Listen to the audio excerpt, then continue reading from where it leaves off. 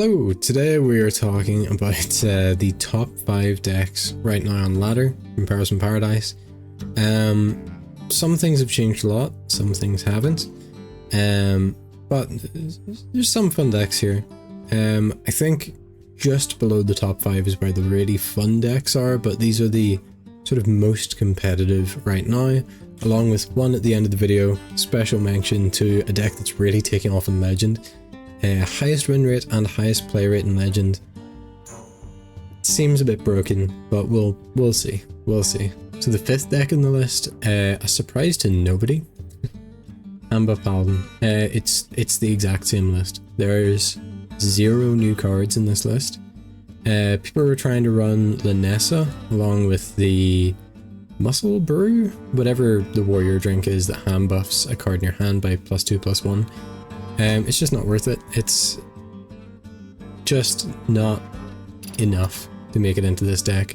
This list is so good, even against the really aggressive Pirate Shaman, Pirate Demon Hunter. You know, you have Lifesteal and Audio Medic, so the deck can actually compete with those, especially with Righteous Protector as well.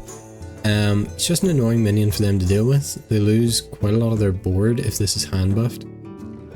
So it's Handbuff Paladin. You know Handbuff Paladin. Play big buff minions on turn sort of 4 and onwards. Yeah, that's pretty much it. It's Handbuff Paladin. What more can you say? So number 4 is Pain Warlock. I thought this deck might be higher up because of the new cards, and it does have new cards in it. Wow, amazing. But I'll get to that. We have Party Fiend, Curse Souvenir, Flame Juggler. We even have Vona in here. I didn't know she was going to make it because she's 6 mana. This deck can kill you before 6 mana. Yeah, it's still just Pain Warlock, right? It cheats a lot. Flame Juggler is surprisingly good. Curse Souvenir as well, surprisingly good. Party Fiend allows you to go wide. Yeah, just still a really good deck. We're running Barrel Brim as well. People have realized that, yeah, this card is just very good in this deck. But I said I'd come back to the new cards. You don't really need them. The lists that are running none of the new cards, they just put back in stuff like Celestial Projectionist, Symphony of Sins. It has pretty much the exact same win rate. So you don't actually need the new cards. You can just run the old deck list, but if you want to play with the new cards, like Vona is such a cool card. Being able to summon Orobos, it's just fun. It's interesting. It's something new. But again, if you don't want to spend that much dust, because I know it's a legendary, it's 2 epics, it's 4 commons, you don't need to. You can things to watch out for with this deck though. Flood Paladin and Elemental Mage, pretty not great win rates against them, but not the worst. Well, actually, Elemental Mage is one of the worst matchups out of any of the decks on this list, because you hurt yourself a lot. Elemental Mage has actually a surprising amount of reach, especially like the Lamplighter and the Remnant card. Yeah, it has quite a lot of reach. You do a lot of damage to yourself. It makes sense. So number 3 on the list is actually Elemental Mage. It's running 1 new card. I promise the next deck is running a lot of new cards. But yeah, this deck is running 1 new card. It seems to be the one thing that Elemental Mage needed. It's more reach, it's more damage, it's a bit of a finisher, but it's like every other Elemental deck. It's quite easy to play. You just play things on curve. You try to control the board a bit, do a little bit of face damage, and then end it with Lamplighters or even Tainted Remnant. Tainted Remnant, by the way, people forget that Aqua Archivist reduces... It's just the next elemental you play. It's not specifically on that turn. So you can Archivist on 2, Remnant on 3. That's like horrifying. It's so much stats, it's so much board damage, it's potentially so much face damage. This deck's like quite terrifying. Also, Overflow Surger, just fill the board with 3/2s.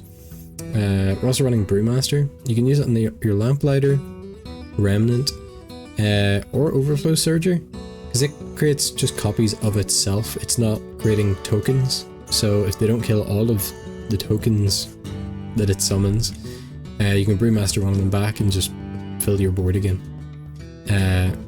It's a little bit nuts. The only thing that it really loses to is Ankiliax Warrior. So yeah, it's a pretty good deck. People will probably be wondering why Elemental Rogue is not on this list. It's the lowest win rate out of the 3 Elemental decks right now. Elemental Shaman, Elemental Mage, both better than Rogue. Rogue is 1, harder to pilot, and 2, with Mage and Shaman, the decks are essentially just all Elementals. So you can play everything on curve, you can keep your Elemental streak going for things like Lamplighter. Elemental Rogue has a lot of cards that sort of bloat the deck. It has Breakdance, it has Shadow Step, stuff like that, which might throw off your curve, it might throw off you being able to play it on the Elemental every turn. So yeah, it's tougher to pilot, it's not as more consistent. So yeah, Elemental Mage, it's the best of the 3 so far. But we might see adjustments. Lamplighter, I could see Lamplighter getting nerfed. It's not a fun card to play against. I'd still rather play against it than Kiliax, but yeah, it's not too fun. It's very uninteractive.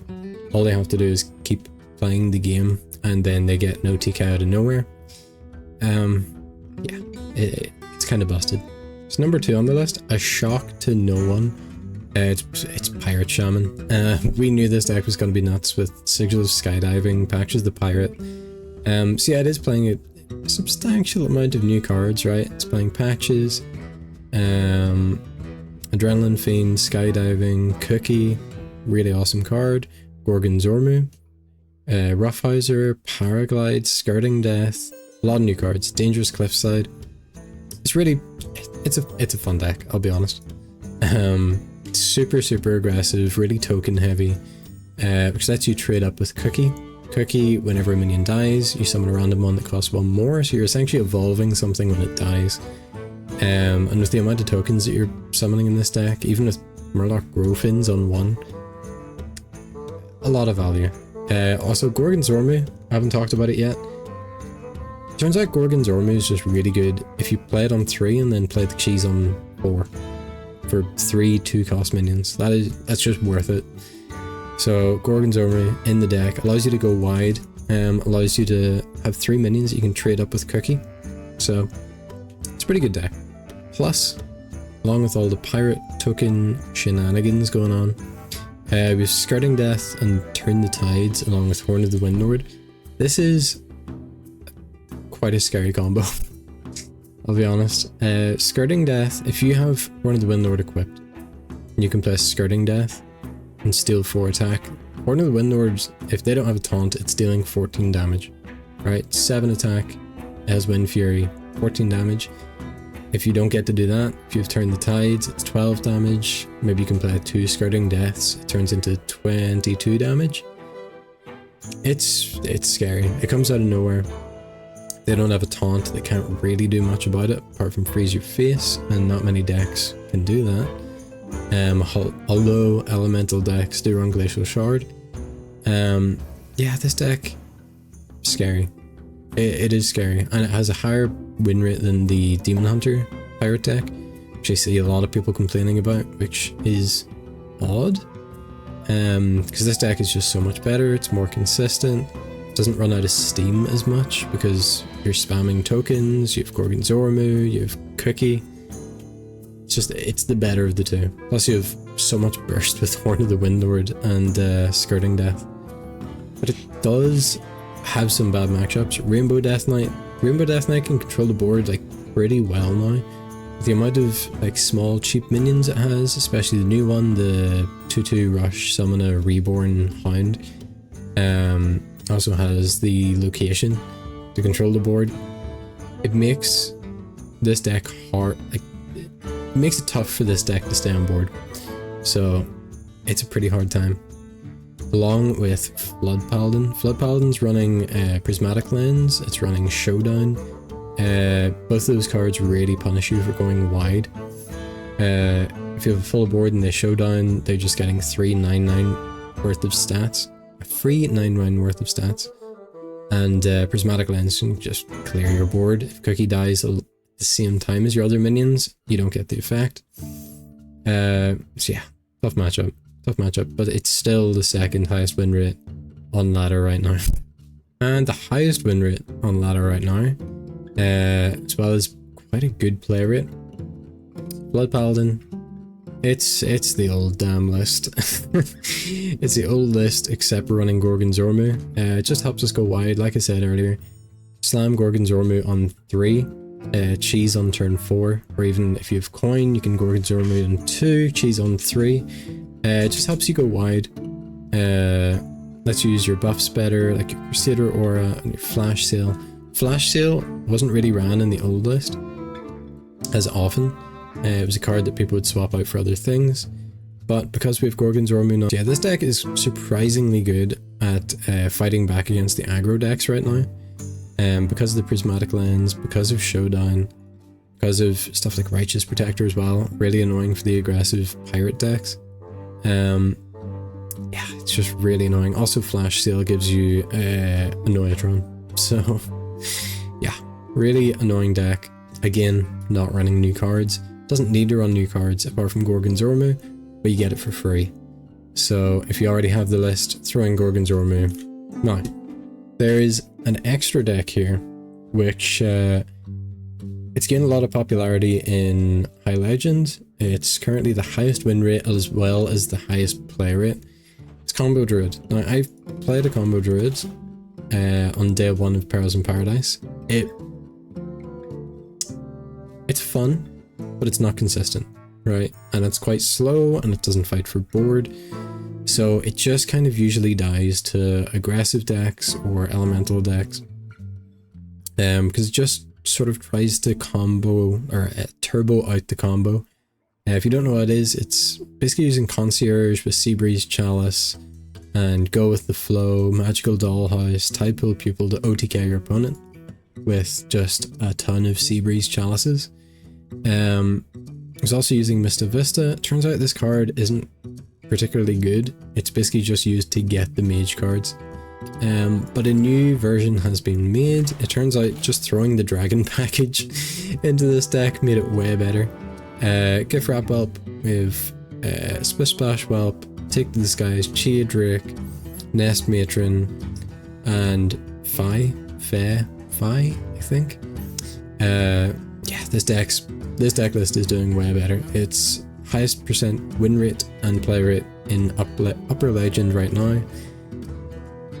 It's probably going to be nerfed, I'll be honest. Being able to do an OTK without even using Mista Vista, it's a bit unreasonable. It's a bit not fun. Plus it has ramp, plus it has draw, plus it has ways to sort of fight for the board, right? You've you Gift Wrap Whelp early, you've Mana Cheat and Taunt with Nest Matron, Lifesteal with Fi. Not particularly fun to play against. I feel like you're just trying to fight through the minions and kill them.